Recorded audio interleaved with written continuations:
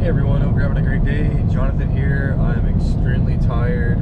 My wife and I went to a movie and didn't go to sleep till like 1 a.m. and it's 7:30 now. I got up at about 6:30. But yeah, on the way to Midpond. Known about this track for a very long time. Just actually never been, even though now I live probably about an hour away now from Midpond. And yeah, on the way, a little bit of an update on this channel, I guess you could say. Really a lot's happened over the past year and a half or so. You know, that's why I haven't really uploaded any videos. You know, the last real life car videos were of the Laurel, and you know, whenever I sold the Laurel, when I finally sold it, I was also in the process of selling our house that we had, and you know, selling the house honestly was a huge mistake. It was probably the biggest mistake my wife and I have ever made. It was really stupid to sell, even though it was a good seller's market. It just wasn't a good time. And we went through quite a lot of things over the past year. Our life, you know, it went up and down. You know, buying a house. You know, we finally did buy a house, but it's just a very long story. A lot of money spent. A lot of money, you know, in the moving process. A lot of money on this new home we're in. Quote new. It's an older house, so it you know, it's needed new things. You know, water heater. It's needed septic work, it's needed other things, you know, just how old houses can be. And so that's why I haven't made any, you know, real life car videos, because all the money I was going to use, you know, for a new car, you know, to import a new car, I've had to use on, you know, real everyday life stuff. You know, I'm sure a lot of you know how that is. And so all of that's on the back burner. And then at the same time now, I'm actually in training to start a new career path in tech. So, you know, hopefully that goes well. You know, I'm actually in the process of going through that training, and I'll actually be done with that training in June of this year, 2030. So as far as like any kind of car stuff, the only way I'd be doing anything like that is if it's something like today, where, you know, I'm going to go to a drift event, or, you know, like in today's case, I still don't know if I'm 100% driving, but I did get invited down here by a Facebook friend named Ryan. First time I'm going to actually meet Ryan in person. So, you know, if you're watching this, Ryan, hey, shout out back to you. But he invited me down to this event today. It's at Midpond. I've always wanted to go to Midpond. It's a go-kart track, so it's very tight, very technical. I've watched videos over the years, and even last night, to kind of update my memory on the layout. But he invited me down not just to watch, but he invited me to actually drive his car, which is an R32 Skyline. I don't know much about it other than what he's told me, which, you know, it's got, you know, suspension work done and an LSD. But yeah, you know, really excited to meet Ryan. I'm excited to go to Midpond, and I'm, you know, especially excited to drive and drift again, because it's been about a year and a half since I've personally driven. The last time I drifted was at Lanier in Georgia in the Laurel, which was in 2021. So, you know, my life's been all over the place the past year. You know, that's why I haven't uploaded anything. That's why I haven't imported a car yet.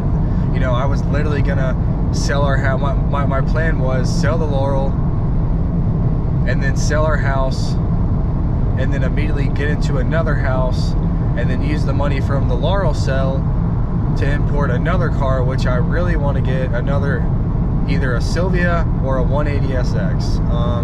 You know, a lot of you guys know I had that orange 180SX, and I really wish I didn't sell it.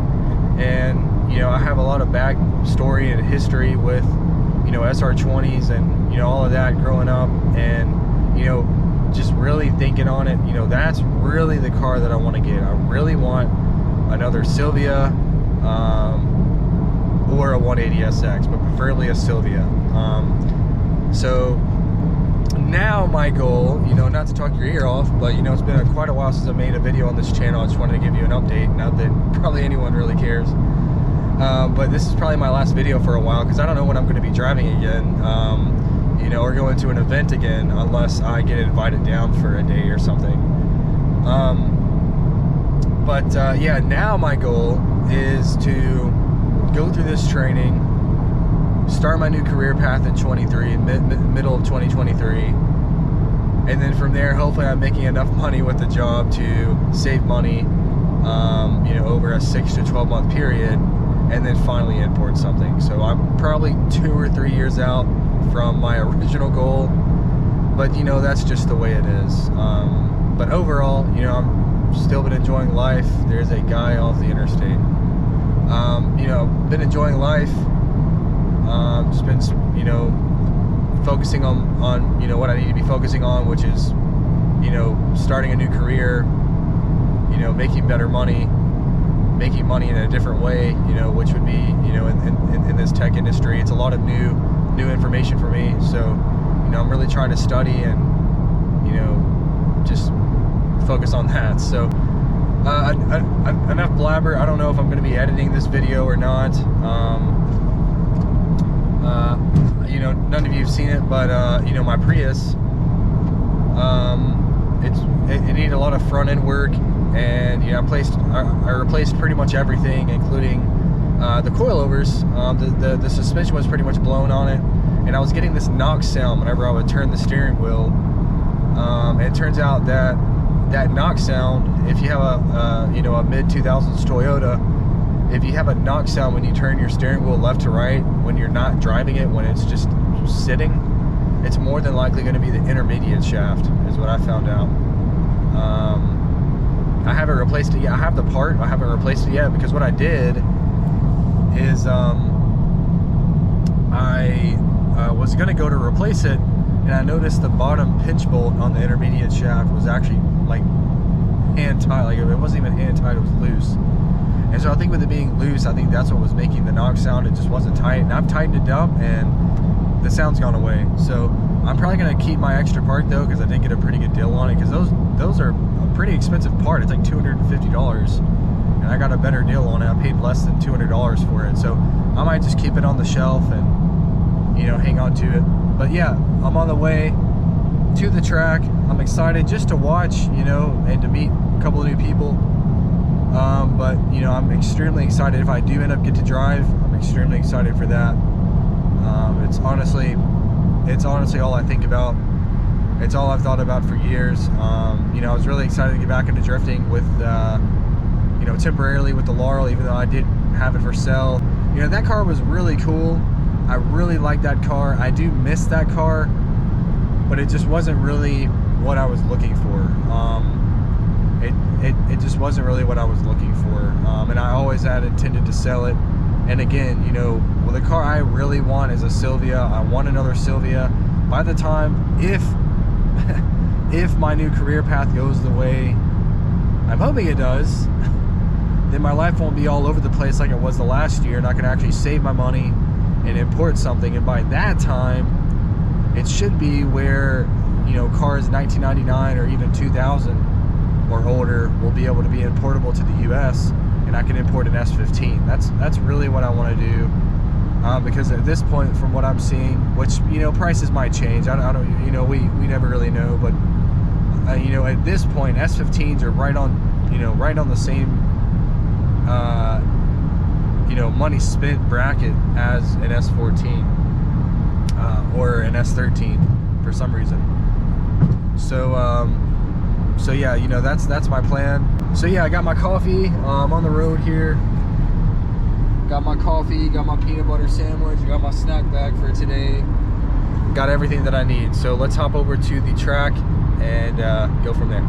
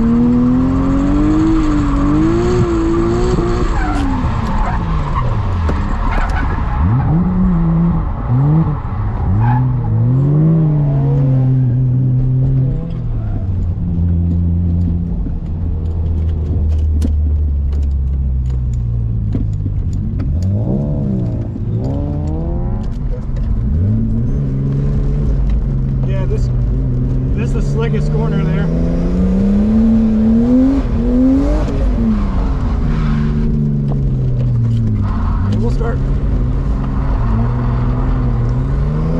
Right here, you want the floor. Let's go.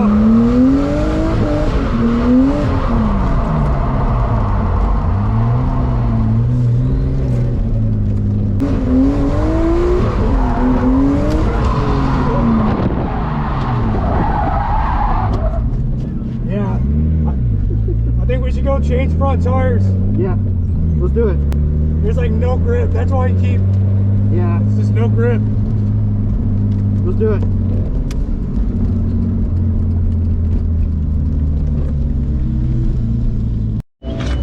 You'll probably be straight with like 3 laps or so. Like 3 laps or so, like 3 or 4 laps. You should be all right. Okay. If I feel anything weird, I'll come in.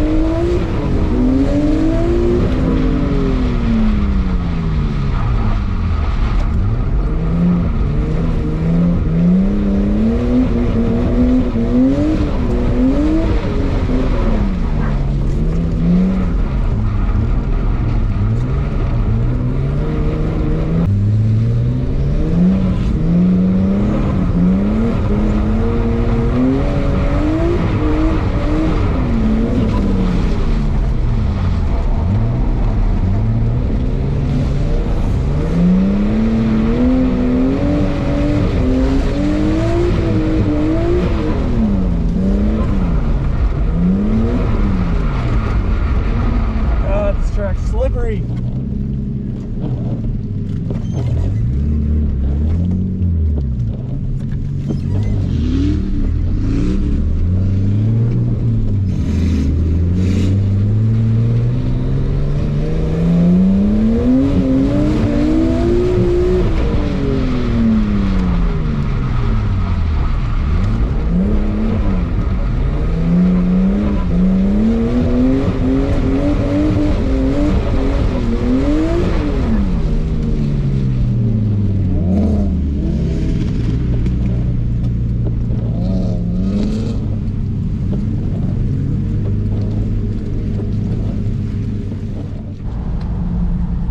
Guys, leaving the event now.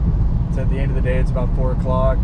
I look crazy because it rained all day, and it just seemed to get worse with the rain. But yeah, I had a great time. Got to meet Ryan, and his buddy came down with his JZX90 Cresta,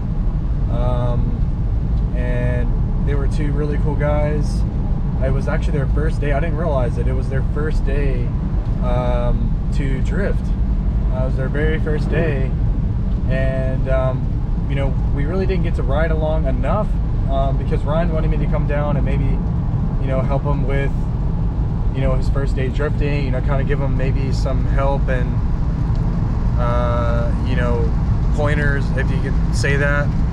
And sadly, you know, I don't really think I helped enough, and I don't think that I was able to just sit down and kind of go over things with them. You know, both of them, it was the first day to actually drift. I just feel like I didn't really give as much help as I should have.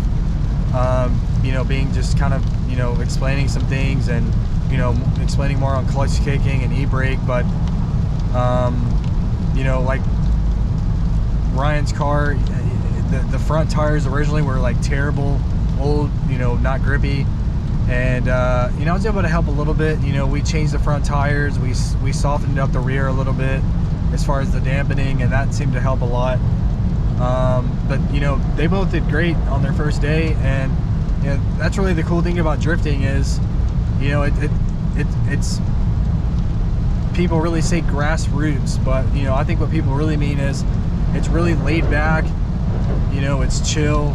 It's just getting out on a racetrack with the car that you like, and you know, sliding it around, and you know, taking it to, you know, the grips, you know, almost point of no return. So you know, it's cool to be able to see new people, you know, get into the sport, you know, meet new people for sure that really enjoy, you know, these same type of cars, and you know, being able to see people get out there for the first time and, you know, actually get the car sideways, you know, that's really cool to see. And you know, for other people to get into the sport and see it grow, you know. And you know, I really do think drifting, you know, especially with the younger generations, you know, Generation Z and Generation Alpha, I think that drifting is really going to take over really every other automotive sport, even though in my opinion I think it already has, honestly. But you know, enough rambling. It was a really great time, really fun day. That's what drifting is all about, just having a fun time at the track with other cool people, and you know, getting cars sideways, and you know, just having a great time. So you know, that's it for this video. I really would like to get to more events in the future. You know, I had a great time. I hope you liked this video, and hopefully I'll be making more videos like this in the future. So see you later.